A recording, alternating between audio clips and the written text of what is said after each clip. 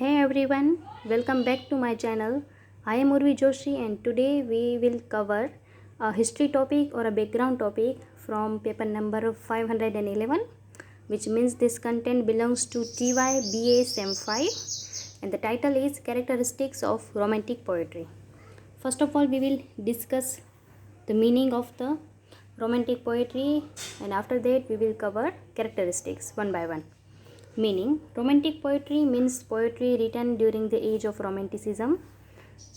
It was 1715 to 1800 AD. This has been taken place against neoclassical poetry, and the age of neoclassicism is full of artificiality. Though this was a movement against it, here we see an use of free verse, simple tone, melodious tone with natural aspects. S.T. Coleridge, William Wordsworth, P.B. Shelley are a prominent writer of this era. જો romantic પોએટ્રીનો મતલબ થશે એવી કવિતા કે જેની જે રોમેન્ટિસિઝમ દરમિયાન લખવામાં આવી હોય. હવે ઇંગ્લિશનું જે લિટરેચર છે, બ્રિટિશનું લિટરેચર, એને અલગ અલગ એજીસની અંદર ડિવાઈડ કરવામાં આવ્યું છે, જેમ કે from Anglo Saxon age, after that age of Chaucer, age of revival, age of Elizabethan age, Puritan age, Jacobean age, neoclassicism. અને નિયોક્લાસિસિઝમનો જે સમય હતો એ એવો હતો કે જ્યાં કને આર્ટિફિશિયાલિટી બહુ હતી, જેમ કે એલેક્ઝાન્ડર પોપ જે છે એ અને જ્હોન ડ્રાયડન એ પ્રોમિનન્ટ રાઇટર છે, પ્રોમિનન્ટ પોએટ છે તેના, અને તે આર્ટિફિશિયાલિટી હતી, વિચ મીન્સ કે સેટાયર લખતા એકબીજા ઉપર. એટલે જે લિટરેચર હતું એ બહુ નીચા પ્રકારનું હતું, એટલે એના અગેન્સ્ટમાં રોમેન્ટિસિઝમની શરૂઆત થઈ.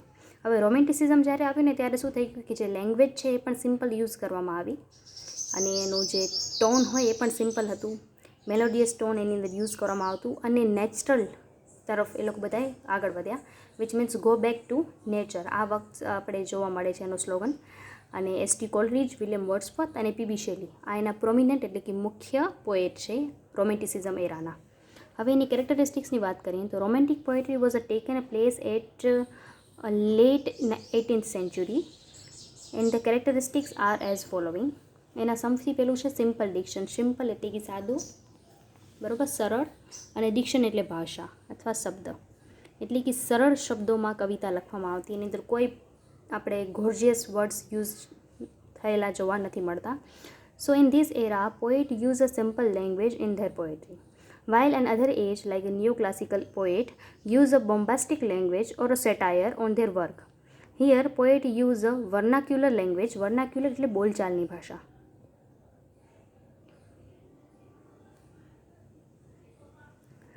So the common people can also read it and understand it very well. For example, આ જે છે એ વર્ડસવર્થની પોયમ છે, I wandered lonely as a cloud, એમાંથી લેવામાં આવ્યું છે. I wandered lonely as a cloud that floats on high over vales and hills, when all at once I saw a crowd. I wondered, આ wonder એટલે wonderful વાળું wonder નથી, પણ આ વંડરનું મતલબ થશે રખડવું, ફરવું, બરાબર. અહીં વર્ડસવર્થ જે છે એને ઈચ્છા થાય છે કે જો હું ક્લાઉડ હોઉં, ક્લાઉડ એટલે વાદળ, તો હું પણ આવી રીતે ફ્રીલી આઝાદીથી એક જગ્યાથી બીજી જગ્યાએ જઈ શકું, અને જેટલી પણ વેલીઝ છે, હિલ્સ છે, એની ઉપરથી પણ હું જઈ શકું અને ક્રાઉડને પણ હું જોઉં. ઓકે, તો એની એક કીન ડિઝાયર છે નેચર સાથે મિંગલ્ડ થવાની, એ અહીં જોવા મળે છે. After that is nature.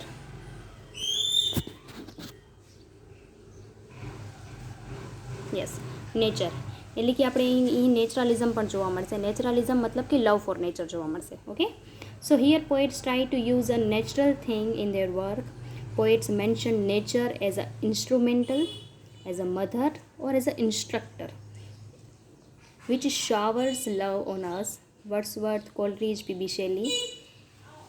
One impulse from the vernal wood can teach you more of a man, of a moral evil and good, and then all sex can. William વર્ડસવર્થની tables turned poem જે છે એમાંથી લેવામાં આવ્યું છે. એટલે એવું કહેવાય છે કે એક ઇમ્પલ્સ જે છે એના કરતાં પણ તમને જે નેચરલ વસ્તુ છે એ વધુ સારી રીતે શીખવી શકશે. મતલબ કે જો તમે કોઈ વ્યક્તિને શીખવાડશો તો બોલીને શીખવાડશું એઝ અ પર્સન, પણ નેચર જે છે એ આપણને એની અંદર આવતા બદલાવ દ્વારા કંઈક ને શીખવતું હોય છે. તો આ જે આપેલું છે વર્નલ વુડનું મતલબ થાય છે ઝાડ. Can teach you more of man, જે તમને વ્યક્તિથી પણ વધારે ઘણું બધું શીખવી દે છે of moral evil and good. Evil એટલે કે ખરાબ.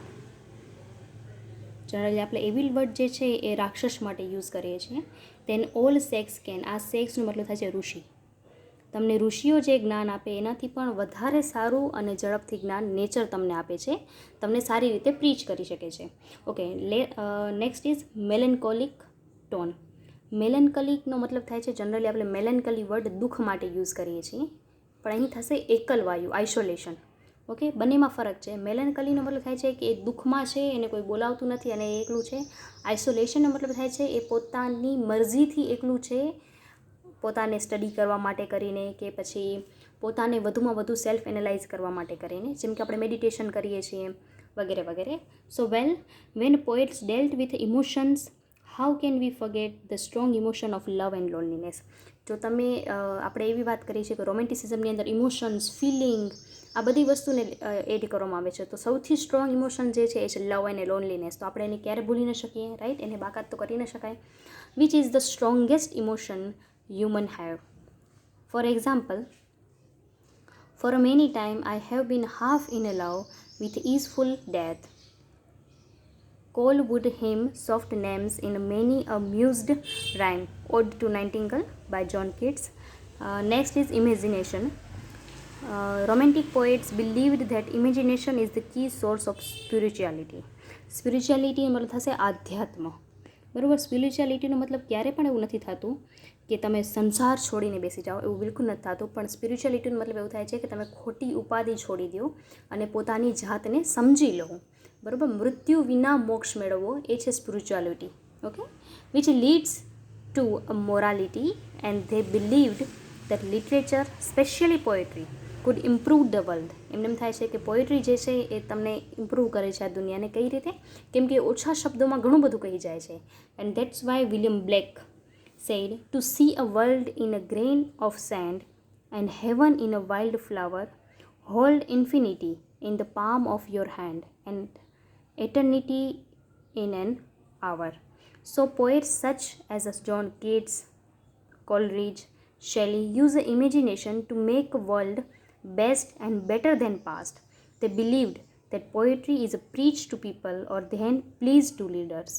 બરાબર? જ્યારે પણ આપણે એવું કહીએ છીએ કે સાહિત્ય જે છે એ આપણને હંમેશા કંઈક ને કંઈક શીખવાડી જતું હોય છે, આપણને સમજાવી જતું હોય છે.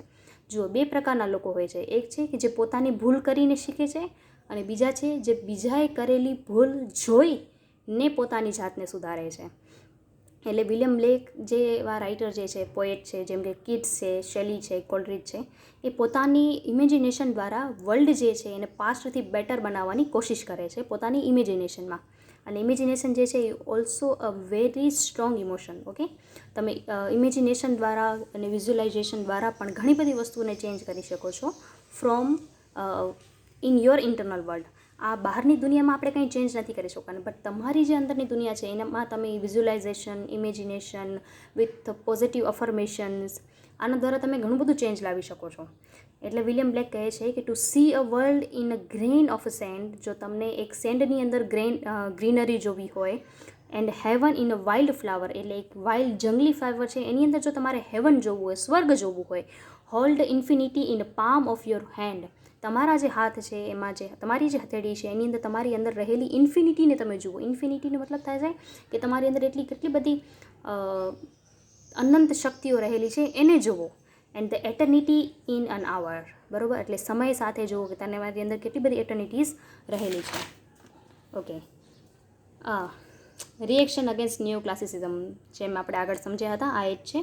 Romantic poetry is a reaction against neo classical poetry which was the product of intellect and reason.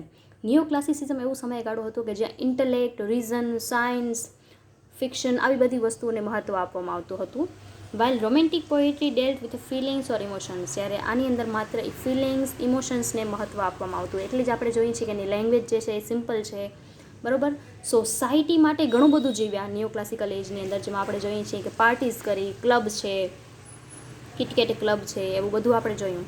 Fashion, parties, vulgarity, આવી બધી વસ્તુ આપણે જોઈ. હવે એ બધી વસ્તુથી કંટાળી અને એમને જાણવા મળ્યું કે જો લાઈફને જીવવું હોય તો તમારે નેચરની નજીક રહીને જીવવું પડશે. જો તમે કુદરતથી નજીક રહેશો, જો તમે માંથી જોડાયેલા રહેશો, તો તમે સારી રીતે જીવી શકશો.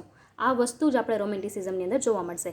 રોમેન્ટિસિઝમનો મતલબ ક્યાંય એવું નથી થતો કે love between a man or a woman. એવું બિલકુલ નથી. એટલું હલકા પ્રકારનું સાહિત્ય ક્યારે લખાય જ નહીં, એટલે આવું ક્યારે પણ વિચારવું નહીં. અકોર્ડિંગ ટુ વિલિયમ જે લોંગ, એ શું કહે છે વિલિયમ જે long? The romantic movement was a marked and is always marked by a strong reaction and a protest against the bondage of rule and custom which in science and technology worked. જ્યાં કને new classical એજની અંદર આપણે જોઈએ છીએ કે rule હતા, custom હતા, science હતી, ટેકનોલોજી હતી, આ એની અગેન્સ્ટમાં હતો. એક માર્કડ છે, પણ એવું નથી કે આ માર્કડ ફેલ થયેલું હોય. Okay, now super naturalism. while in a romantic poetry poet used his or her imagination, જેમ આપણે આગળ જોયું કે એ લોકો ઇમેજિનેશન યુઝ કરે છે, and that's why they imagine anything and everything from earth to the sky and from heaven to the hell. એ કંઈ પણ ઇમેજિન કરી શકે, right? So that's why, for example, in Kubla Khan poets S T. Coleridge use a plenty of super natural element. અને આથી આપણે જોઈએ છીએ કે સુપર નેચરલ એલિમેન્ટ જે છે એ રોમેન્ટિસિઝમની અંદર સૌથી વધારે જોવા મળે છે આ એજીસની દરમિયાન. Now last, okay, second last is a subjectivity. So this poetry deals with the subjects like sentiments, feelings, emotions, etc. And that's why it is completely subjective by nature. બરોબર? કમ્પ્લીટલી સબ્જેક્ટિવ છે, મતલબ કે એની અંદર ક્યાંય પોતાની આપણે વિશેષ ટિપ્પણીઓ નથી આપતા. Emotions is the prominent feature of romantic poetry. Romantic poets believe that poetry is the result of spontaneous overflow of feeling. When words of poets are come out from the bottom of poet's heart, it reaches to the heart of the readers. કારણ કે એવું માનતા કે જ્યારે spontaneous ઓવરફ્લોનો મતલબ થશે કે તમને અંતઃસ્ફૂર્ણા થવી અથવા કંઈક ફીલ થવું અને તમે એને તરત કાગળ પર ઉતારી દો, જેના માટે આપણે ગુજરાતીમાં વર્ડ છે મને અંતઃસ્ફૂર્ણા થઈ. બરાબર? એટલે કે તમને કોઈ એવું પાવરફુલ ઇમોશન્સ આવી જાય અને તમે એને કાગળમાં ઉતારી દો. બરાબર? અને તમારા દિલથી જે નીકળેલું હોય એ રીડર સુધી પહોંચી જાય. એ ઇમોશન્સ આપણે આની અંદર જોવા મળશે. Then readers reach at the state of sublime. Sublime એટલે બ્રહ્માનંદ. આપણે કહીએ ને મજા આવી ગઈ, એમ એકદમ આનંદે આનંદ. In Sanskrit V call it Brahmanand or Nijanand. Reader experienced this kind of emotions when poet felt that emotions during writing the poetry.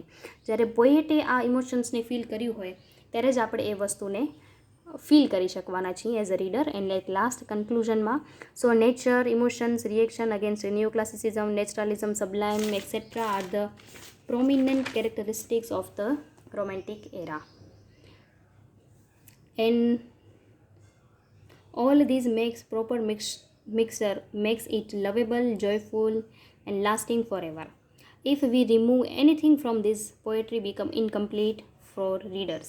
In addition, I must say this kind of simple poem with full of true emotions makes literature readable. At last, thank you so much. May God bless you to all.